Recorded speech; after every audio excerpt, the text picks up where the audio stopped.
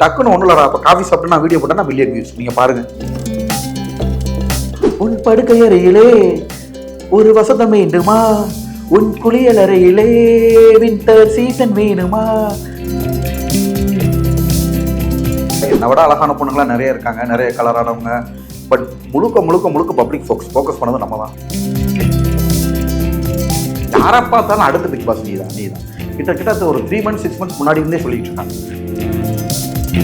அது ஒவ்வொருத்தவங்களோட பாடி ஸ்டைல் இருக்கு இல்லையா, அதை மக்கள் ரசிக்கிறாங்க. எத்தனை தடவை பண்ணாலும் அதை ரசிக்கிறாங்க. அதுக்காக நம்ம பண்ணுறோம். ஆக்டர்ஸ் ஆக்ட்ரஸ் ஓகேவா. ஸோ அவங்களுக்கும் வந்து பார்த்தீங்கன்னா சப்போஸ் ஃபிசியோதெரபி போதுன்னா தமிழ்நாட்டில் யாருனாலும் என் பேர் தான் முகத்தில் ஞாபகம் வரும்.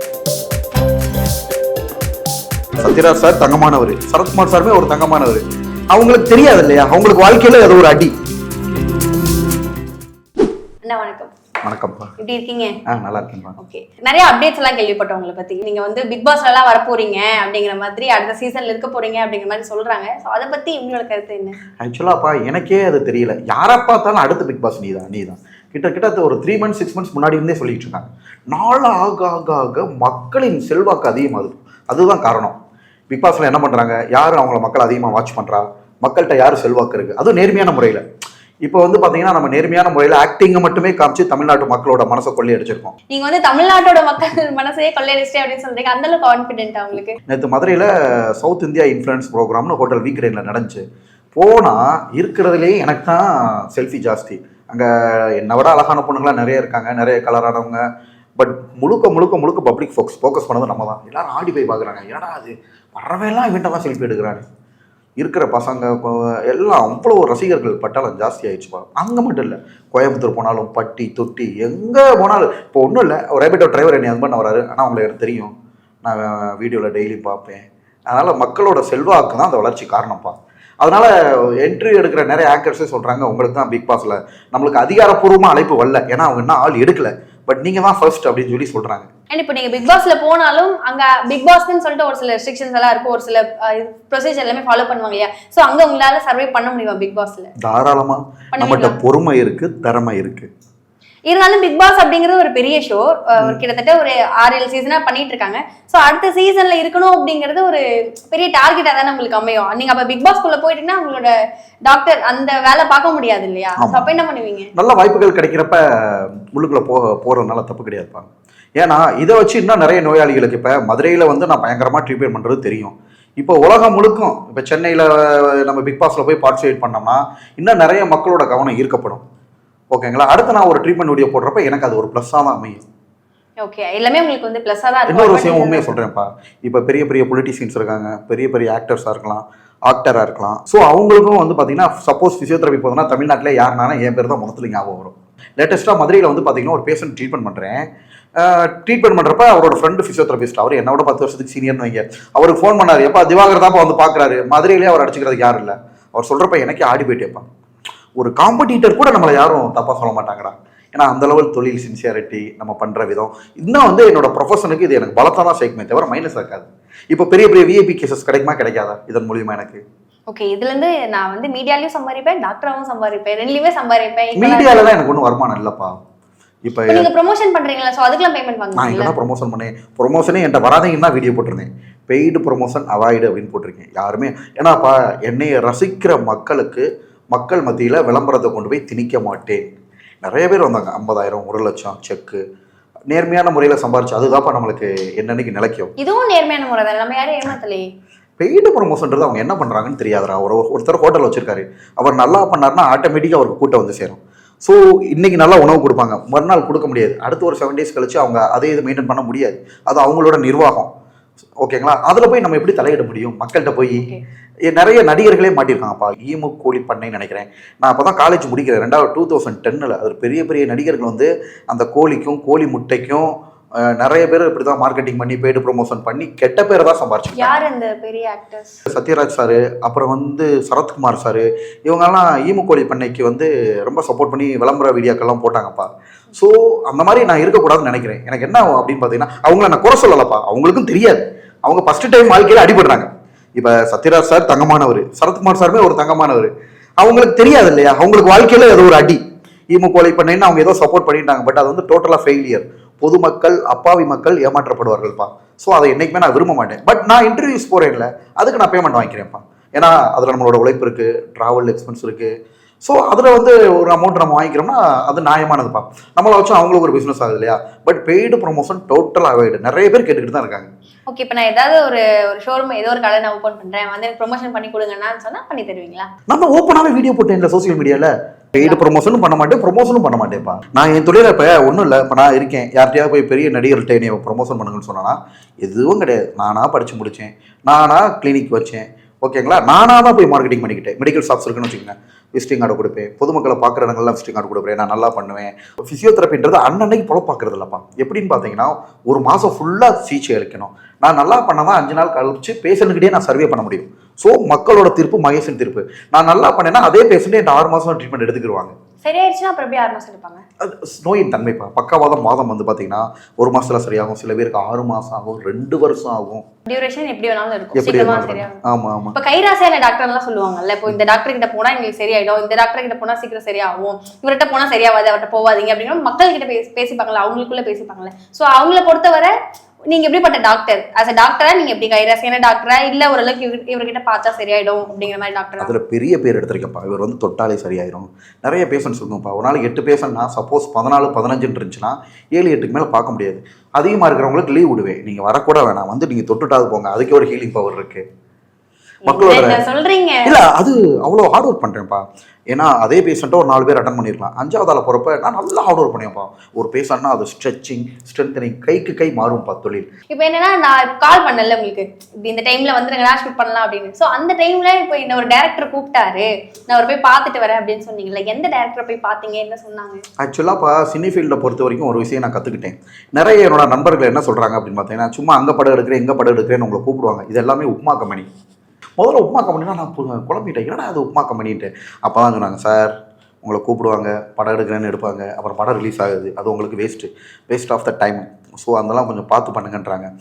ஸோ அது மாதிரி நிறைய உப்மா கம்பெனிகள் அப்ரோச் பண்ணுறாங்கப்பா. நல்ல ஒரு ப்ராப்பரானவங்களும் அப்ரோச் பண்ணுறாங்க. ஸோ நான் ஆரம்பத்திலே ஒரு படத்துக்கு பூஜை போட்டிருந்தேன். பட் அவங்க ப்ரொடியூசருக்கும் அவங்களுக்கும் பணம்லாம் வரல, இன்னும் ஷூட்டிங்லாம் ஸ்டார்ட் பண்ணலை. இந்த மாதிரி ஆமாம், இந்த மாதிரிலாம் நிறைய ப்ராப்ளம்ஸ் இருக்குது. ஸோ உண்மையான இது உங்களுக்கு இப்போ ஃபீல்டு உள்ள வந்ததுக்கு அப்புறம் தான் தெரியுமா? இப்போ பூஜை போடுவாங்க, படம் போகும், படம் எடுத்துருவாங்க, எடிட் பண்ணிருப்பாங்க, பட் ரிலீஸ் ஆகாது. கண்டிப்பா. ஸோ இந்த மாதிரி நிறைய பிரச்சனைகள் இருக்கும் இல்லையா? ஸோ அது எனக்கு இது புதுசுடா, எனக்கு இது புதுசு. ஓப்பனா சொல்லவா, எனக்கு ஃபர்ஸ்ட் படத்துக்கு பூஜை போட்ட உடனே டைரக்டர் அடுத்து ப்ரொமோட் பண்ணுங்க, ப்ரொடியூசர் பேர் சொல்லுங்க, டைரக்டர் பேர் சொல்லுங்க. உங்ககிட்ட சொன்னாங்களா? முடியாதுன்ட்டு சார். யார் அந்த டைரக்டர்? அது வேணாம், பேர் வேணாம். திரும்பி அடிக்கடி எங்களோட கம்பெனி பேர் சொல்லுங்க, ப்ரொடியூசர் பேர் சொல்லுங்க. முடியாதுன்ட்டு. பூஜை போட்டீங்க, வந்தேன், போட்டோம், ஓகே. அதுக்கப்புறம் அது கன்ஃபர்மேஷன் ஆகுமா ஆகாதான்றது அவரே டவுட்டாக இருக்காரு. கடைசியில் அது கன்ஃபர்மேஷன் ஆகலை. ஸோ பொதுமக்கள்கிட்ட உண்மையான செய்திகளை மட்டும் தான் நான் கொண்டு போவேன்ப்பா. இதுக்கப்புறம் வந்து ரொம்ப அலர்ட்டடாக இருக்கேன். நிறைய உப்மா கம்பெனினா அவங்கள்ட்ட போய் சும்மா வேஸ்ட் ஆஃப் த டைம் பா. ஏன்னா 2 மாதம் 3 மாதம் ஷூட்டிங்கிறாங்க.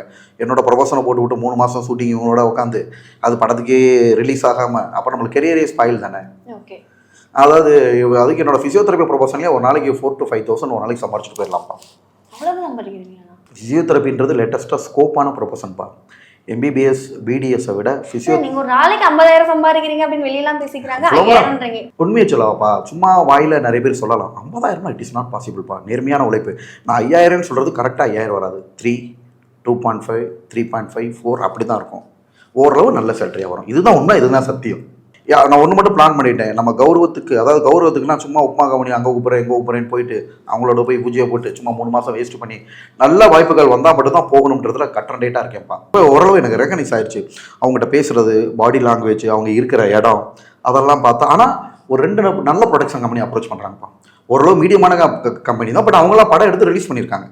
ஸோ அவங்ககிட்ட வந்து ஓரளவு ட்ரஸ்டபுளாக இருக்குது. ஆனால் பட் என்னன்னா நல்ல ப்ரொடக்ஷன் கம்பெனி கூப்பிட்டாலுமே சேலரி கம்மியாக பேசுகிறாங்க. அது கொஞ்சம் கஷ்டம். எவ்வளோ சேலரி பேசுகிறாங்க?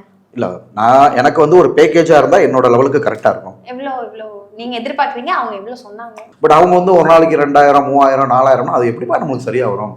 அதாவது ஒரு 10 days ப்ராக்டிக்ஸ் எனக்கு ஸ்பாயில் ஆச்சுன்னா நான் போகலேன்னு வச்சுக்கோங்க, அடுத்த 10 days கிளினிக்கல் ப்ராக்டிக்ஸை ஸ்பாயில் பண்ணும். ரெகுலராக பேஷண்ட் பார்த்தா தானே பேஷண்ட் வருவாங்க.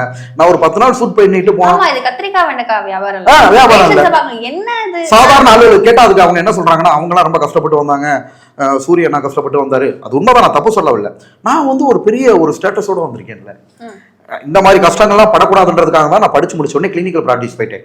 ஏன்னா சினிமா ஃபீல்டுன்றது ஒத்தையாரட்டியாப்பா.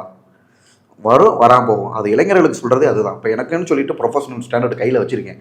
என்னெல்லாம் வந்து எதுலையுமே மடக்க முடியாது, எதை காமிச்சேன் என் ப்ரொஃபஷனலே வந்துடும். கரெக்டான தகுதியானது வந்தால் தான். பட் அதோடு சேர்த்து நல்ல யோகமும் வேணும்ப்பா. நிறைய பேர் என்னோட ஜாதகத்தை வாங்கி பார்த்துட்டு உண்மை வேண்டாம், ஏதோ ஒரு பவர் இருக்குது. எங்கே போனாலும் என்னோட முகம் தனி பப்ளிசிட்டியாக தெரியும். ஸ்கூலில் படித்தாலும் அப்படி தான், காலேஜில் படித்தாலும் அப்படி தான், ட்ரீட்மெண்ட் பண்ணாலும் அப்படி தான். இப்போ சோசியல் மீடியாலே பாருங்கள், யாருக்காவது 100 இன்டர்வியூ போயிருக்கா? 100 இன்டர்வியூ பண்ணிட்டீங்கன்னா 100 இன்டர்வியூ முடிஞ்சிடா. இப்போ எடுத்த சேனலே எத்தனாவது 101 கூட தான் இருக்கும். நான் என்னால் கவுண்ட் பண்ணல. இன்னமும் இன்டர்வியூஸ் இருக்குது. இந்த இன்டர்வியூ கொடுக்குறது எப்போ ஸ்டாப் பண்ண போகிறீங்கன்றதையும் கேட்குறாங்க. அவ்வளோ மக்கள் ரசிக்கிறாங்க. அப்போ வந்து பார்த்தீங்கன்னா என்ன ரீசனா, நடிப்படம். நிறைய பேர் ஆபாசமாக பேசி வந்திருப்பாங்க. அதெல்லாம் ரொம்ப நாள் படம் ஓடாதுப்பா. ஆபாசமாக பேசுறது, அடுத்தவங்களை கஷ்டப்படுத்தி, அதெல்லாம் நிறைய. ஒரு விஷயம் நல்லா சொல்கிறேன்டா, நம்ம பசங்க என்ன பண்ணுறாங்க யூடியூப்பில், இப்போ நானே ஒரு ஆக்டிங் வீடியோ பண்ணேன், அவன் மூஞ்சியை பாரு அப்படி இப்படிலாம் ரோல் பண்ணி அதில் ஒரு 30,000 வியூஸ் வாங்குவான். அதில் இன்னைக்கு வந்து பார்த்தீங்கன்னா ஜி தமிழ் ப்ரோக்ராம்லேயே ஒரு பையன் மீட் பண்ணான். நான் சாரி நான் அப்படின், ஏப்பா அப்படின்னு கேட்டேன். இல்லைண்ணா நான் உங்களை கிண்டல் பண்ணி வீடியோ போட்டிருந்தேன். முதல்ல வந்து அப்ரிசியேஷன் பண்ணுற மாதிரி ஒரு 4 கமெண்ட் வந்துச்சு. அதுக்கப்புறம் அவர் அதில் நீங்கள் ரொம்ப கேவலமாக தட்டி போட்டாங்க. அவர் நல்ல டேலண்டாக இருக்கார், அவரை பற்றி பேச நீ யாருடா அப்படி இப்படின்னு போட்டாங்க. ரொம்ப எனக்கு மனசு உறுத்தலாக இருக்குது. உங்கள்கிட்ட நன்றி சொல்லி இன்னொரு வீடியோவை நான் போஸ்ட் பண்ணிக்கிறேன்ப்பான்னு. அது அந்த மாதிரி பண்ணாதப்பா, உன்னோட பேர் தான் ஸ்பாயில் ஆகும். உன் திறமையை காமிச்சு நீ வியூஸ் வாங்கலாம். நான் என்ன பாருப்பா, என் திறமையை காமிச்சு தான் நான் வாங்குறேன். டக்குன்னு ஒன்றும் இல்லைடா, இப்போ காஃபி சாப்பிட்டு நான் வீடியோ போட்டேன்னா மில்லியன் வியூஸ். நீங்கள் பாருங்கள் போயிருக்கா இல்லையான்னு. ஒன்றும் இல்லை, ட்ரெயினில் நான் வர்றேன் அப்படின்ட்டு today I am going to Chennai for interview போட்டேன்னு வச்சுக்கோங்க. அது ஆமா இப்படி தான் பண்றீங்க ஸ்ரீ தனுஷ் மாதிரி. அதுக்கு எதுக்குன்னா மில்லியன் வியூஸ் போகுது. எப்படி இப்படி தானே பண்றேன். அதுதான் அதுதான் அந்த மேனரிசம் உங்ககிட்ட தான் இருக்கு.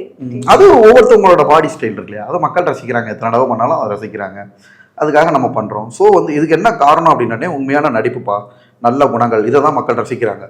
ஆபாசமாக பேசுகிறவங்க, அடுத்தவங்கள ட்ரோல் பண்ணவங்க, அடுத்தவங்கள ட்ரோல் பண்ணி வியூஸ் வாங்குறவங்க எல்லாமே சரசரன்னு அழிஞ்சு போயிடுறாங்கடா. அதே மாதிரி பெய்டு ப்ரொமோஷன் அது பண்ணவே கூடாது.